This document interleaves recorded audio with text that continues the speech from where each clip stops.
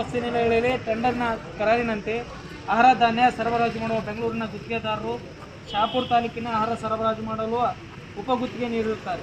ಆಹಾರ ಪದಾರ್ಥಗಳನ್ನು ವಸತಿ ನಿಲಯಗಳಿಗೆ ಸರಬರಾಜು ಮಾಡದೆ ಗುತ್ತಿಗೆದಾರರು ನೇರವಾಗಿ ವಾರ್ಡನ್ಗಳಿಗೆ ಪ್ರತಿ ತಿಂಗಳು ಹಣ ಕೊಡ್ತಾರೆ. ವಾರ್ಡನ್ರವರು ಕಡಿಮೆ ದರ ಕಳಪೆ ಮಟ್ಟದ ಆಹಾರ ಧಾನ್ಯಗಳನ್ನು ಸ್ಥಳೀಯ ಅಂಗಡಿಗಳಿಗೆ ಖರೀದಿಸುವುದರಿಂದ ಮಕ್ಕಳ ಆರೋಗ್ಯಕ್ಕೆ ತೊಂದರೆಯಾಗುತ್ತಿದೆ ಹಾಗೂ ಹಣ ಪಡೆಯುತ್ತಿರುವ ವಾರ್ಡರನ್ನು ಸೇವೆಯಿಂದ ವಜಾಗೊಳಿಸಬೇಕು.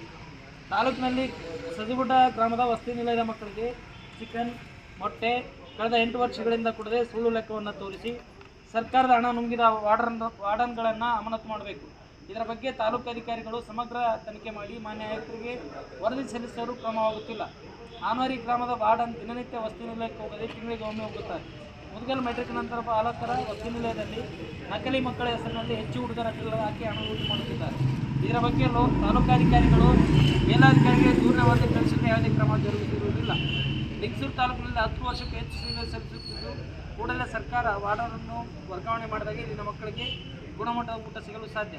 ದಯಾಳುಗಳಾದ ತಾವುಗಳು ಈ ಎಲ್ಲ ವಿಷಯದ ಬಗ್ಗೆ ನುರಿತ ತಂಡವನ್ನು ರಚಿಸಿ ತಪ್ಪಿತಸ್ಥ ಅಧಿಕಾರಿಗಳಿಗೂ ವಜಾಗೊಳಿಸಬೇಕು.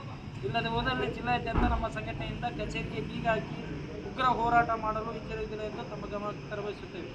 ಜಿಲ್ಲೆಯ ಎಲ್ಲ ತಾಲೂಕುಗಳಲ್ಲಿ ಕಚೇರಿಯ ಕ್ಲರ್ಕ್ರವರಿಗೆ 2-3 ವಸತಿ ನಿಲಯಗಳ ವಾರ್ಡನ್ ಹುದ್ದೆಗೆ ಲಂಚದ ಹಣ ಪಡೆದು ಸರ್ಕಾರದ ಆದೇಶ ಗಾಳಿಗೆ ತೂರಿ ವಾರ್ಡನ್ ಕೆಲಸ ನಿರ್ವಹಿಸಲು ಜಿಲ್ಲಾಧಿಕಾರಿಯವರು ಆದೇಶ ಮಾಡಿರುವುದರಿಂದ ಕಚೇರಿಯಲ್ಲಿ ಸಾರ್ವಜನಿಕ ಕೆಲಸಗಳಾಗುತ್ತಿಲ್ಲ. ಕೂಡಲೇ ನೀಡಿರುವ ಆದೇಶವನ್ನು ರದ್ದುಪಡಿಸಲು ಕೋರುತ್ತೇವೆ.